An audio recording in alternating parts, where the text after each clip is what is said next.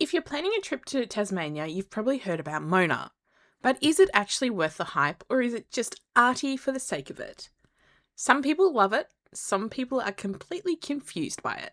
Today we're heading inside to find out what it's really like to experience one of the most controversial museums in the world.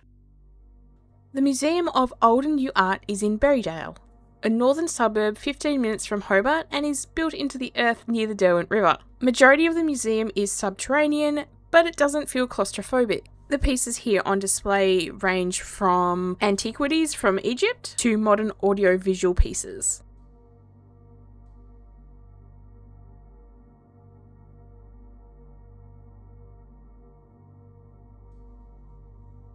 The precursor to Mona, the Marilla Museum of Antiquities, was founded in 2001 by Tasmanian millionaire David Walsh.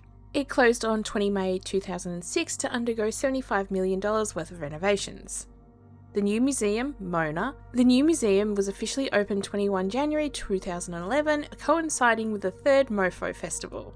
Since then, the museum has expanded to include Faro Restaurant, which juts out into the Derwent River, and very recently, Mona opened a new wing including a library which includes many rare books and documents.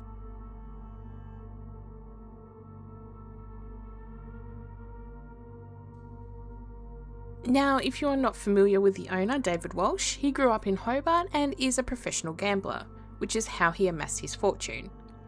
He bought Marilla Estate Vineyard in 1995 and started his plans for what would become Mona, as well as Moobrew Brewery, which began in 2004. In a time where people with wealth are doing everything in their power to make things incredibly shit for others, this is nice. And I know that means the bar's set in hell, but it's just nice.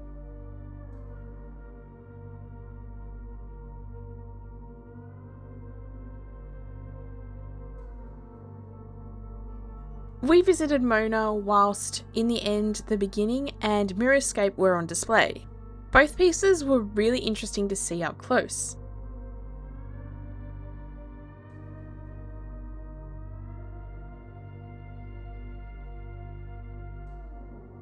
One of our favourite pieces is the Mona Confessional, which was created by Oliver Beer. Within the museum is a booth where you can go and confess, and it will be broadcast to the forecourt near the entry. Or you can do what Ben did and try and convince children that you are indeed the building. I don't work here. I am the museum.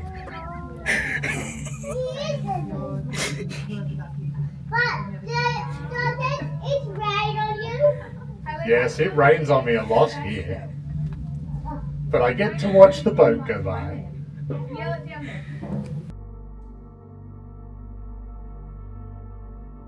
In the lower wings of the museum, you move between them through a series of tunnels, some of which display the sandstone bedrock of the site.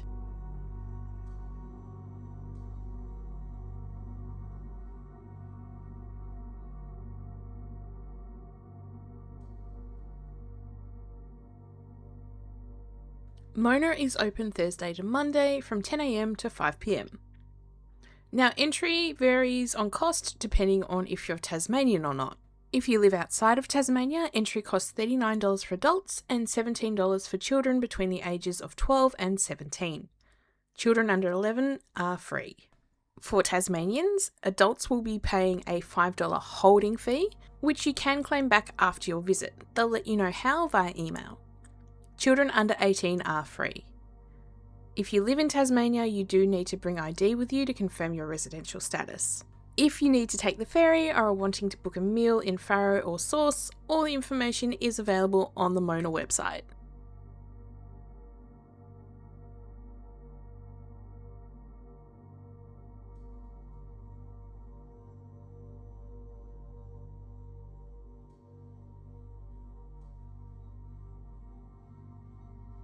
If you're staying in the Hobart CBD, you can take the Mona Roma ferry from Brook Street Pier. This can be booked when you purchase your tickets to Mona. Metro buses do go to Berriedale on a regular basis, and there's a stop outside the museum grounds. You'll need to walk up the driveway to get to the museum.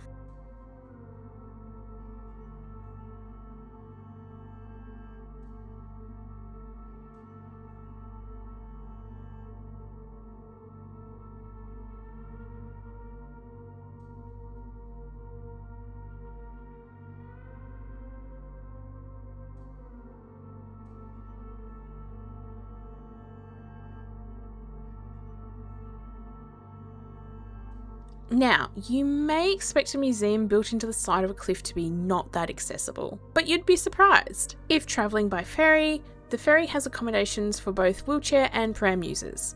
Also, if you let the staff on the ferry know, they'll organise assistance for you for once you get to Mona to avoid the 99-step staircase at the entrance.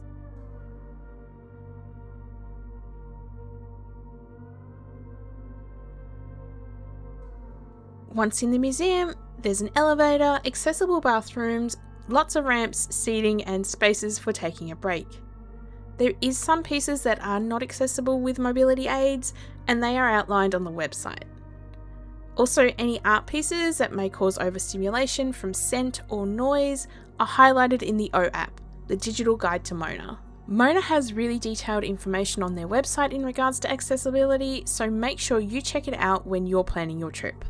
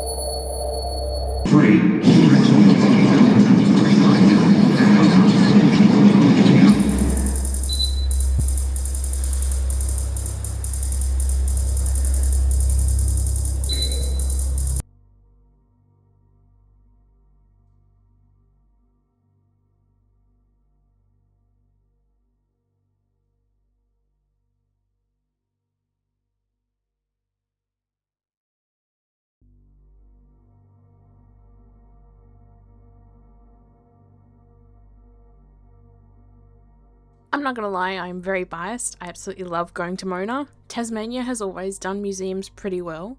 TMAG in the centre of Hobart and both Queen Vic museums in Launceston are absolutely wonderful. But Mona takes the cake for me. Yes, it is essentially an eccentric collection, but it's interesting. Some pieces make you uncomfortable and it makes you think, and that is what art and by extension museums should make you do. If you are bringing kids, make sure you're comfortable enough in yourself to be having some of the conversations that the pieces might bring up, especially with older children and teenagers. There's a lot at Mona that I can't show in this video because I would be demonetized. But I do genuinely believe that this museum is worth seeing at least once in your life if you ever make it to Tasmania.